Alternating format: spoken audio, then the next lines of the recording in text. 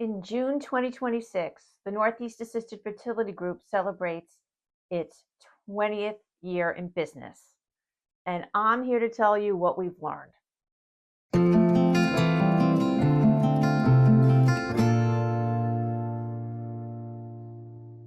Hey, Kathy Bernardo from the Northeast Assisted Fertility Group here. We started our business in 2006, and things were very different back then. We called ourselves the Northeast Assisted Fertility Group to fill a niche in the market because all the surrogacy, and we started just doing surrogacy, was based on the West Coast, and there was really a need on the East Coast for these kinds of services. So it was something new and different and needed back then. Even though we worked with couples from all over the United States and the world, we wanted to be based in the Northeast to attract those people living in the Northeast and even in Europe. So that's how we started. And we started just focusing on surrogates. We learned two things right away. One was it's much easier to get people who need to use surrogates than to find good surrogates. We're thinking, well, if we're offering all this money and we're offering for someone to act as a surrogate, it'd be easy to find people because we're offering people jobs. No, it's really, really hard to find good surrogates. And that's still true. 20 years later, it's still true. There's always more people who need surrogates than there are good ones out there. So that was something we learned right away. And once we started, maybe 2 or 3 months in, we got so many requests for donors that we started our own donor agency. So we added donors to that. I think in the 20 years since we've started, the biggest change is in the donor structure, the whole logistics of donors. And I've talked about the way clinics work in the past in previous videos. But basically, there are 3 types of clinics. There are the university-based ones, there are the corporate ones, and then there are little boutique ones. And that was way true 20 years ago. Now, there are very, very few boutique ones. They've all been gobbled up by these corporations. And then there are just a handful of university-based ones.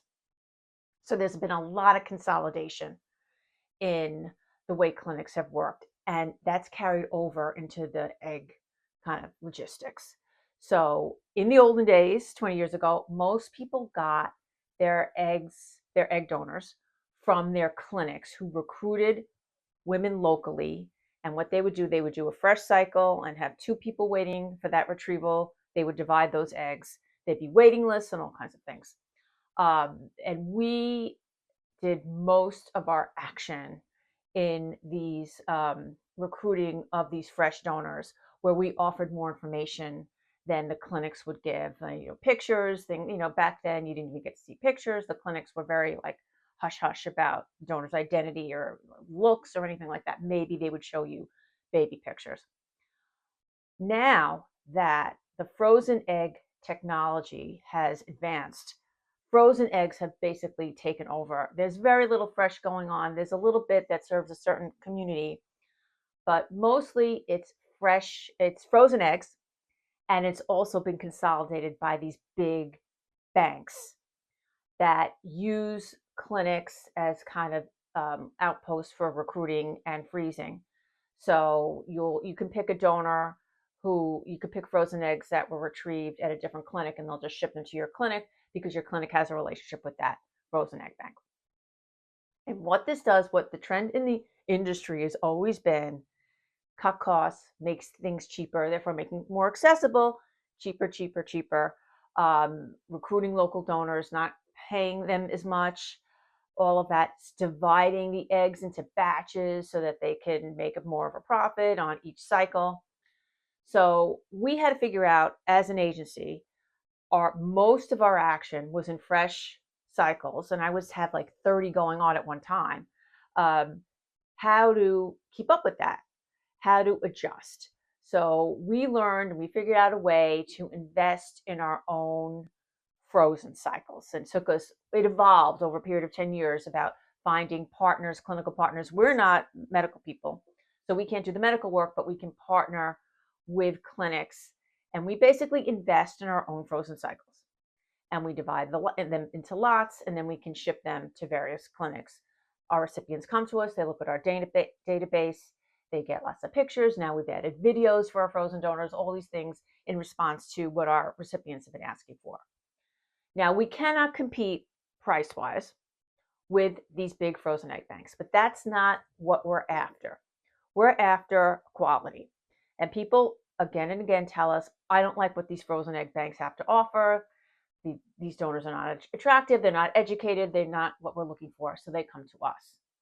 So, there are three things in any kind of business. There's, price, there's service, and there's quality.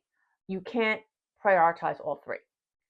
We have service and quality top, and you pay a little more than what you get at a frozen egg bank, but we offer more. So we're there to service that small part of the market that's interested in quality. As far as surrogacy goes, it's pretty much the same. How long does it take to get a surrogate? That's the number one question. How long does it take? I put my money down in this one other surrogacy place, and they've held my money for a year and a half, and they still don't have anybody for me. We don't work like that. We have figured out a way to work to keep our waiting times down to about 3 months. And we do that because we don't just take everybody. We don't get retainers from everybody we can and then just have them cool their heels for like 2 years. We have a waiting list just to sign up with us. But when you do, you get somebody pretty quickly. In fact, we usually don't take somebody on until we pretty much have an idea of who they're going to work with. So that's surrogacy. It's pretty much the same. It's now way more, though, accepted in many more states. For example, states that used to prohibit it, such as Michigan and New York, now they have laws on the books that let you do it. So it's become more accepted, but it's still the same as far as the whole structure, how you find a surrogate, how hard it is to get surrogates. You have to keep paying them more and all of that. And the compensations for surrogates and donors have risen just to attract good candidates. The one thing that will never change, people want babies. People want babies in 2006. People want babies in 2026. They will want babies in 2046. No matter what the state of the economy, this does not change. So we hope to keep going, keep changing with the times, keep serving people, keep doing a really great job for our clients.